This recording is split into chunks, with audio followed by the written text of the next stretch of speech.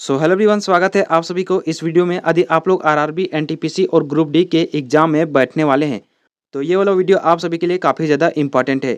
और इस वीडियो में यदि आप लोग शुरू से अंत तक जुड़े रहते हो तो एक नंबर आप आराम से ले जा सकते हो, ठीक है। और इस वीडियो में आज हम देखने वाले हैं बायोलॉजी से, यानी जीव विज्ञान के पहला चैप्टर यानी जीव विज्ञान की प्रमुख शाखाएँ, जो आपके एग्जाम में यानी लगभग 30 क्वेश्चन पूछे गए हैं इस चैप्टर से। इसलिए आपके एग्जाम के लिए काफ़ी ज़्यादा इंपॉर्टेंट है। तो बिना देरी करते हुए सीधा चलते हैं सवालों की तरफ। तो शुरुआत करते पहला सवाल से। जीव विज्ञान की कौन सी शाखा वंशानुक्रम पैटर्न के माध्यम पर केंद्रित है?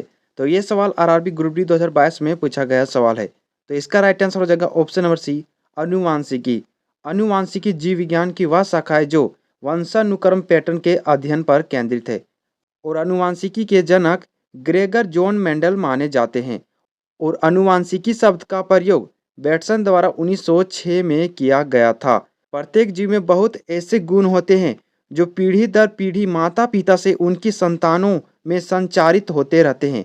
जीवों के इन मूल गुणों का संभरण अनुवांशिकता कहते हैं और इसी के कारण प्रत्येक जीव के गुण अपने माता पिता के समान होते हैं। अगला सवाल में क्या देखिए, सब्जियों, फलों और फूलों जैसे उच्च मूल्य वाली फसलों की खेती को क्या कहा जाता है? तो ये सवाल आरआरबी एनटीपीसी 2021 में पूछा गया सवाल है। तो इसका राइट आंसर हो जाएगा ऑप्शन नंबर डी, हॉर्टिकल्चर। जो सब्जियां, फलों और फूलों के अध्ययन को हॉर्टिकल्चर कहा जाता है। अगला सवाल में क्या देखिए, कोशिकाओं के अध्ययन को क्या कहा जाता है? तो ये सवाल आरआरबी एनटीपीसी 2021 में पूछा गया सवाल है।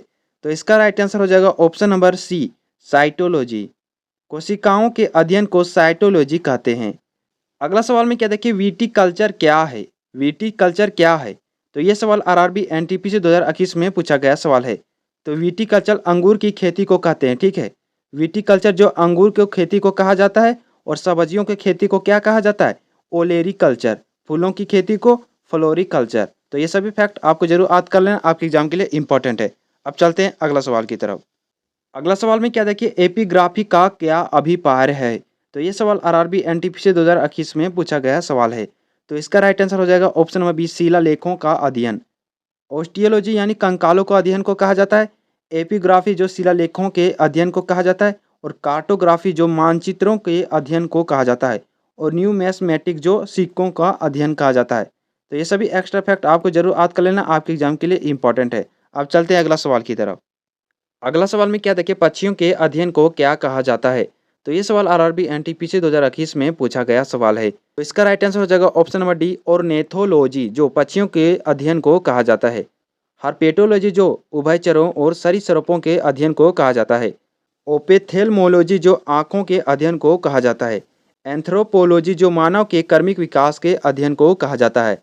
तो ये सभी एक्स्ट्रा फैक्ट आपको जरूर याद कर लेना, आपकी एग्जाम के लिए इंपॉर्टेंट है। अब चलते हैं अगला सवाल की तरफ। अगला सवाल में क्या देखिए, पक्षियों के अध्ययन को क्या कहा जाता है? तो ये सवाल आरआरबी एनटीपीसी 2016 में पूछा गया सवाल है। और ये सवाल आरआरबी एनटीपीसी 2021 में पूछा गया सवाल है। तो इसका राइट आंसर हो जाएगा ऑप्शन नंबर बी, ऑर्निथोलॉजी। अगला सवाल में क्या देखिए, सेरिकल्चर शब्द निम्नलिखित में से किस से संबंधित है? तो ये सवाल आरआरबी एनटीपीसी 2020 में पूछा गया सवाल है। तो इसका राइट आंसर हो जाएगा ऑप्शन नंबर बी, रेशम की खेती से। सेरिकल्चर जो रेशम कीट पालन का अध्ययन को कहा जाता है। पीसी कल्चर जो मत्स्य पालन के अध्ययन को कहा जाता है। एपी कल्चर जो मधुमक्खी पालन का अध्ययन को कहा जाता है। और एवी कल्चर जो पक्षी पालन को कहा जाता है। तो ये सभी एक्स्ट्रा फैक्ट आपको जरूर याद कर लेना, आपके एग्जाम के लिए इंपॉर्टेंट है। अब चलते हैं अगला सवाल की तरफ। अगला सवाल में क्या देखिए, सेरिकल्चर किससे संबंधित है? तो ये सवाल आरआरबी एनटीपीसी 2016 में पूछा गया सवाल है। तो इसका राइट आंसर हो जाएगा ऑप्शन नंबर सी, रेशम के कीड़ों के पालन को। अगला सवाल में क्या देखिए, निम्नलिखित में से कौन सा शब्द पशु व्यवहार के जैविक अध्ययन का सबसे अच्छा वर्णन करता है? तो ये सवाल आरआरबी एनटीपीसी 2021 में पूछा गया सवाल है। तो इसका राइट आंसर हो जाएगा option number D, ethology. Aetiology जो रोगों के कारणों का अध्ययन करने वाला शास्त्र है, ठीक है। इटोमोलॉजी जो कीटों का अध्ययन को कहा जाता है। इथोलॉजी जो पशु व्यवहार के जैविक अध्ययन को कहा जाता है। और इथनोलॉजी जो मानव जाति विज्ञान को कहा जाता है। तो ये सभी एक्स्ट्रा फैक्ट आपको जरूर याद कर लेना। आप चलते हैं अगला सवाल की तरफ। अगला सवाल में क्या देखिए, हीमेटोलॉजी का अध्ययन से संबंधित है। तो ये सवाल आरआरबी जेई 2014 में पूछा गया सवाल है। तो इसका राइट आंसर हो जाएगा ऑप्शन नंबर बी, रक्त, ठीक है। हीमेटोलॉजी जो रक्त के अध्ययन को कहते हैं। डेंड्रोलॉजी जो वृक्षों और झाड़ियों को अध्ययन को कहा जाता है। टिश्यू कल्चर जो कृत्रिम माध्यम से ऊतकों का संवर्धन, ठीक है। वायरोलॉजी जो विषाणुओं के अध्ययन को कहा जाता है। तो ये सभी एक्स्ट्रा फैक्ट आपको जरूर याद कर लेना। अब चलते हैं अगला सवाल की तरफ। अगला सवाल में क्या देखिए, निम्नलिखित में से किसमें मनुष्य का अध्ययन होता है। तो ये सवाल आरआरबी एनटीपीसी 2016 में पूछा गया सवाल है। तो इसका राइट आंसर हो जाएगा ऑप्शन नंबर सी, एंथ्रोपोलॉजी। अगला सवाल में क्या देखिए, निषेचन, विकास, विभाजन और विभिन्नता के अध्ययन को किस नाम से जाना जाता है। तो ये सवाल आरआरबी एनटीपीसी 2016 में पूछा गया सवाल है। तो इसका राइट आंसर हो जाएगा भ्रूण विज्ञान। निषेचन, विकास, विभाजन और विभिन्नता के अध्ययन को भ्रूण विज्ञान के नाम से जाना जाता है। फिजियोलॉजी जो शरीर के क्रिया विज्ञान कार्यकी का अध्ययन है। अनुवांशिकी जो इसमें अनुवांशिकता तथा जीवों की विभिन्नताओं का अध्ययन है। और कर्मागत उन्नति जिसमें कर्म विकास अनुवांशिकी लक्षणों के पीढ़ी दर पीढ़ी परिवर्तन को अध्ययन को कहा जाता है। अब चलते हैं अगला सवाल की तरफ। अगला सवाल में क्या देखिए, पौधों में बीमारियों का अध्ययन और वह तरीका है जिससे पौधे विरोध करते हैं या संक्रमण से सामना करते हैं, क्या कहलाता है। इसका राइट आंसर हो जाएगा फाइटोपैथोलॉजी। जो पौधों के रोग और उससे बचाव या सुरक्षा संक्रमण के अध्ययन को फाइटोपैथोलॉजी कहते हैं। अगला सवाल में क्या देखिए, जीवित चीजों पर मृदा के प्रभाव का अध्ययन यानी मृदा विज्ञान की किस शाखा के अंतर्गत किया जाता है। तो इसका राइट आंसर हो जाएगा एडाफोलॉजी। एडाफोलॉजी जो जीवित चीजों पर मृदा के प्रभाव का अध्ययन को कहा जाता है। एंड्रोलॉजी जो पुरुषों में बांझपन व यौन रोग का अध्ययन को कहा जाता है। एग्रोबायोलॉजी जो कृषि में पौधों का पोषण व जीवन का अध्ययन को कहा जाता है। डेस्मोलॉजी जो एनाटोमी के अंतर्गत स्नायु बंध का अध्ययन को कहा जाता है। तो ये सभी एक्स्ट्रा फैक्ट आपके एग्जाम के लिए इंपॉर्टेंट है। अब चलते हैं अगला सवाल की तरफ। अगला सवाल में क्या देखिए, निम्नलिखित में से चिकित्सा विज्ञान की कौन सी प्रशाखा यकृत के उपचार और अध्ययन से संबंधित है। तो ये सवाल आरआरबी एनटीपीसी 2016 में पूछा गया सवाल है। तो इसका राइट आंसर हो जाएगा option number B, hepatology. Hepatology के अंतर्गत यकृत, पित्ताशय की थैली और अग्नाशय के साथ साथ उनके विकारों के अध्ययन किया जाता है। हेल्कोलॉजी जो अल्सर के अध्ययन को कहा जाता है।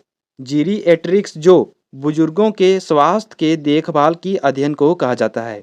अगला सवाल में क्या देखिए, जीवों के वर्गीकरण से संबंधित जीव विज्ञान की शाखा को क्या कहते हैं। तो ये सवाल आरआरबी एनटीपीसी 2016 में पूछा गया सवाल है। तो इसका राइट आंसर हो जाएगा ऑप्शन नंबर ए, वर्गीकरण विज्ञान। जीवों के वर्गीकरण से संबंधित जीव विज्ञान की वह शाखा को वर्गीकरण विज्ञान कहते हैं। यह विभिन्न जातियों या जंतु और पौधे को अध्ययन करता है। सन 1735 ईस्वी में कार्ल लिनियस ने सिस्टम नेचुरी के आधार पर वर्गीकरण किया था, जिसमें से पहला है नोथोलॉजी। इसमें धार्मिक मानवीय प्रयास विश्वर शक्ति का अध्ययन को कहा जाता है। शरीर रचना विज्ञान, इसमें शरीर रचना शरीर के चीड़ और फाड़ का अध्ययन क्यों कहा जाता है। सरोवर विज्ञान, जिसमें नदियों, झीलों, तालाबों और जल प्रपातों, अर्धभूमि और जो समुद्र से अलग है उनका अध्ययन किया जाता है। तो ये सभी एक्स्ट्रा फैक्ट आपके एग्जाम के लिए इंपॉर्टेंट है, इसलिए आपको जरूर याद कर लेना, ठीक है। अब चलते हैं अगला सवाल की तरफ। अगला सवाल में क्या देखिए, जंतु विज्ञान किसका अध्ययन है। तो जानवरों का, ठीक है। अगला सवाल में क्या है देखिए, विज्ञान की एक शाखा जो जीवन या पृथ्वी से परे मौजूद जीवन की संभावनाओं से संबंधित है, उसको क्या कहा जाता है। तो ये सवाल आरआरबी एनटीपीसी 2016 में पूछा गया सवाल है। तो इसका राइट आंसर हो जाएगा option number B, exobiology. Exobiology या विज्ञान की वह शाखा है जो जीवन या पृथ्वी से परे मौजूद जीवन की संभावनाओं से संबंधित है। एंटोमोलॉजी जो शाखा के अंतर्गत यानी कीटों का अध्ययन किया जाता है। माइकोलॉजी के अंतर्गत कवकों का अध्ययन किया जाता है। और जीवाश्म विज्ञान के अंतर्गत प्राणियों और पादपों के अवशेषों को अध्ययन किया जाता है। तो ये सभी एक्स्ट्रा फैक्ट आपके एग्जाम के लिए इंपॉर्टेंट है। अब चलते हैं अगला सवाल की तरफ। अगला सवाल में क्या देखिए, तत्वों और मानव जैसी प्रजातियों जैसे कि बंदर, वानर, वन मनुष्य आदि के व्यवहार के अध्ययन को क्या कहा जाता है। तो इसका राइट आंसर हो जाएगा option number C, primatology. Primatology के अंतर्गत मानव जैसी प्रजातियों के व्यवहार के अध्ययन किया जाता है। अगला सवाल में क्या देखिए, निम्नलिखित में से कौन सा मकड़ियों का अध्ययन है। तो ये सवाल आरआरबी एनटीपीसी 2016 में पूछा गया सवाल है। तो इसका राइट आंसर हो जाएगा अर्कनोलॉजी। अर्कनोलॉजी जिसमें मकड़ियों का अध्ययन किया जाता है। एंथ्रोपोलॉजी जिसमें मानव की संस्कृति यानी सभ्यता का अध्ययन किया जाता है। एपिकोलॉजी जिसमें मधुमक्खियों का अध्ययन किया जाता है। साइनोलॉजी जिसमें कुत्तों का अध्ययन किया जाता है। अगला सवाल में क्या देखिए सारोलॉजी का अध्ययन है। तो ये सवाल आरआरबी एनटीपीसी 2016 में पूछा गया सवाल है।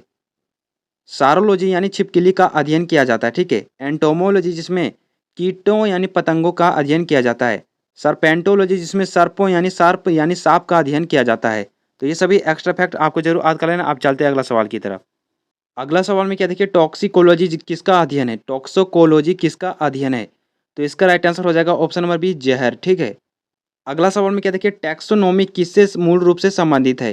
तो ये सवाल आरआरबी एनटीपीसी 2016 में पूछा गया सवाल है। तो इसका राइट आंसर हो जाएगा जैव विविधता। आज का वीडियो इतना है दोस्तों। यदि आप लोग हमारे चैनल को सब्सक्राइब नहीं किए हैं तो वीडियो को जरूर लाइक कर देना और चैनल को भी सब्सक्राइब कर देना। मिलते हैं ऐसा ही नेक्स्ट यानी इंपॉर्टेंट टॉपिक में। थैंक यू, धन्यवाद।